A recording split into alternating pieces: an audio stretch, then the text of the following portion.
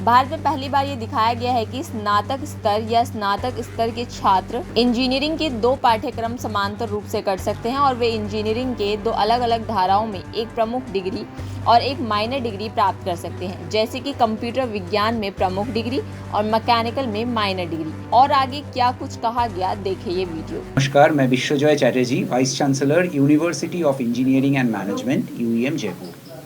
आप देखो 2023 के अंत में या 2024 में हम बोले कि इंडस्ट्री में थोड़ा कमी आई है, डाउन हुआ था, तो रिक्रूटमेंट का थोड़ा प्रॉब्लम हुआ था। लेकिन आप हमारे university of engineering and management UEM Jaipur के बच्चों को देखो तो they are placed not only in one company, they are placed in multiple companies and companies all across the world. आज पूरे ऑस्ट्रेलिया में आप देखो, इंग्लैंड में देखो, डायरेक्टली हमारे यहाँ से प्लेसमेंट मिल रहा है बच्चों को, और हर बच्चों को प्लेसमेंट मिला है। 80% students have got multiple job offers. तो ये कारण क्या है, why such placements are happening and how our students of UEM Jaipur are getting such placements? Because we keep on innovating in our academics.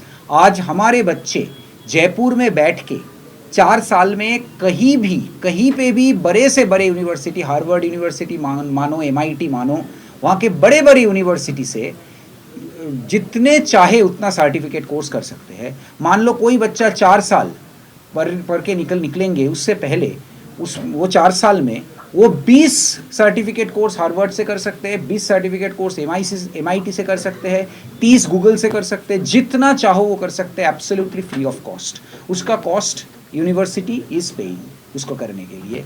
तो ये सारी इनोवेशंस हम लाते हैं, इसलिए इतना अच्छा प्लेसमेंट होता है। तो एक इनोवेशन और भी हम लाए हैं यहाँ पे इस साल, वो है मेजर एंड माइनर डिग्री। एक बच्चा चाहे तो वो CSE में मेजर कर सकते हैं और वो मैकेनिकल में माइनर कर सकते हैं। तो उसके लिए उनको मैकेनिकल का कुछ पेपर्स पढ़ना पड़ेगा माइनर डिग्री लेने के लिए, और कंप्यूटर साइंस में मेजर डिग्री लेने के लिए कंप्यूटर साइंस का जितना है टोटल पढ़ना पड़ेगा। उससे क्या होगा, जो कोर सेक्टर है, वो कोर सेक्टर को आज मैन पावर सही ढंग से नहीं मिलता है।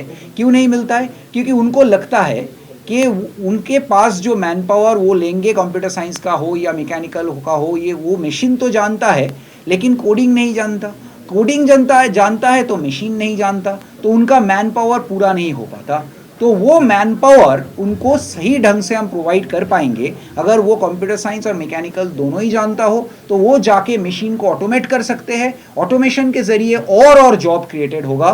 तो हम ये कह सकते हैं कि हमारे स्टूडेंट्स ये मैन पावर की जो कमी है इसको पूरा कर पाएगा अगले 3-4 साल में, जब वो ये डुअल डिग्री लेके कंप्यूटर साइंस साथ में मैकेनिकल, इलेक्ट्रिकल, कुछ भी डुअल डिग्री लेके they can go out.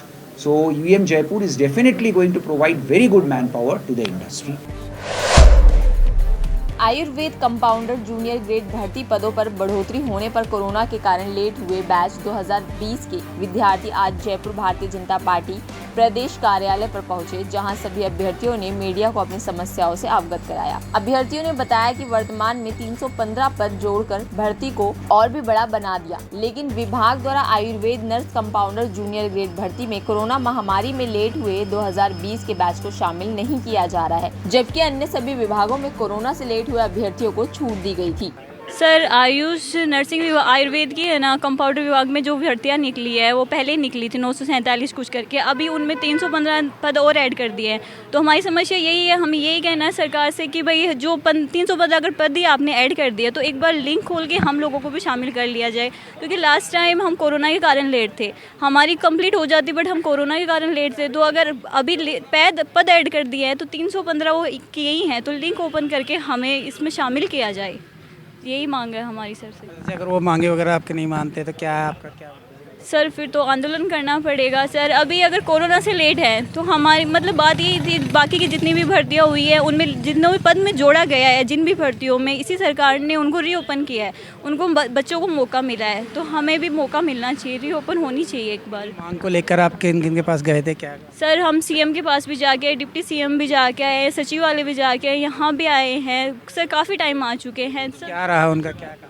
Sir बस यूँ ही कह देते कि हाँ काम हो जाएगा, कुछ होता नहीं, कोई अच्छा रिस्पॉन्स नहीं मिला, कोई भी यूँ नहीं लग रहा कि काम हो रहा है। बस हर कोई ये कह रहा है कि हाँ काम हो जाएगा। आज यहाँ ऐसा बोल रहे काम हो जाएगा, कितने टाइम से हम सुन रहे हैं काम हो जाएगा। सर काम हो ही नहीं रहा है। अभी ठीक है 315 और जोड़ भी दिए इनमें, फिर भी रीओपन नहीं कर रहे।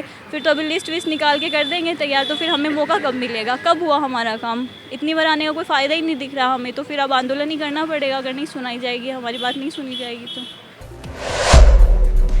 जयपुर प्रताप नगर के सेक्टर 26 में पुलिस व जनता के बीच जनसंवाद का कार्यक्रम रखा गया। समाज सेवी रवि खींची युवा विकास समिति ब्लॉक 261 द्वारा आयोजन किया गया कार्यक्रम में एसीपी सांगानेर विनोद शर्मा व स्थानीय थाना अधिकारी मुनिंद्र सिंह ने जनता से संवाद किया और उन्होंने आह्वान किया कि जनता के सहयोग के बिना पुलिस का कार्य किया जाना असंभव है। जनता को पुलिस का सहयोग किया जाना चाहिए, इसकी अपेक्षा पुलिस जनता से कर रही है। वहाँ एकत्र जनसमूह में उपस्थित लोगों द्वारा स्थानीय समस्याओं को उपरोक्त अधिकारियों को अवगत कराया गया व भविष्य में होने वाली समस्या जिनका निदान पुलिस द्वारा किया जा सकता है उनके निदान के लिए एसीपी विनोद शर्मा के द्वारा आश्वस्त किया गया। मकान मालिक या प्रॉपर्टी होल्डर है उनके लिए अभी हमारे पुलिस डिपार्टमेंट ने एक नज़र ऐप लॉन्च किया है।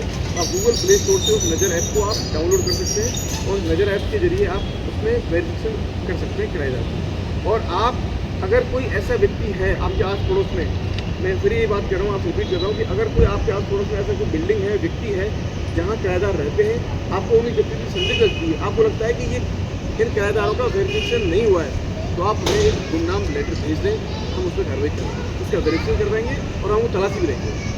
तो आप हमें इसमें आप इन्फॉर्मेशन देंगे तभी हम काम कर पाएंगे। इन्फॉर्मेशन नहीं देंगे, मुझे नहीं पता कि ये मकान संदिग्ध है कि नहीं है, आपके जरिए इन्फॉर्मेशन है तभी हम काम कर पाएंगे।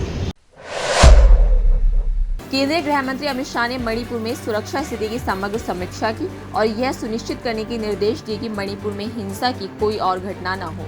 उन्होंने कहा कि आवश्यकता पड़ने पर केंद्रीय बलों की तैनाती बढ़ाई जाएगी और राज्य में शांति और सौहार्द बहाल करने के लिए केंद्रीय बलों को रणनीतिक रूप से तैनात किया जाना चाहिए।